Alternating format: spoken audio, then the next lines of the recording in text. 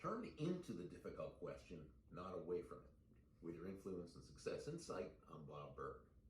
It was during the initial news conference of the recently installed board of directors, and the new chair handled a challenging question better than practically any skilled politician could have. This gentleman, who's a former CEO of a major U.S. company, having just begun leading a local nonprofit charitable organization, was asked a question by a reporter regarding nepotism. And while asked as a gotcha question, it was not an unfair question.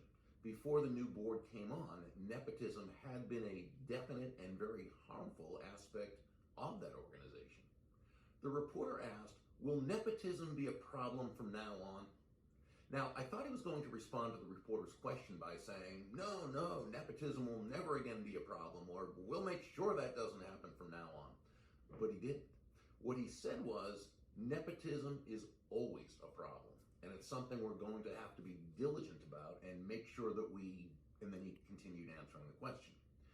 What was fantastic and so very impressive about it was that rather than trying to avoid the question or buy into the reporter's frame, instead, he really changed the frame, or as we discussed in a previous video, reset the frame by, again, turning right into the question, answering it head on, saying, yes, it's a problem. It's always a problem.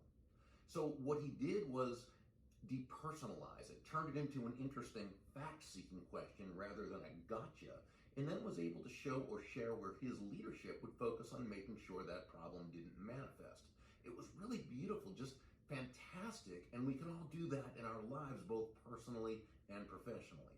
When asked a tough question, whether it's a sales objection or a leadership challenge or something within the family or whatever, rather than denying that the thing exists, instead lean into it, turn into the skid, acknowledge that it does. Typically, instead of using the word problem, I'd suggest using challenge or issue or something similar.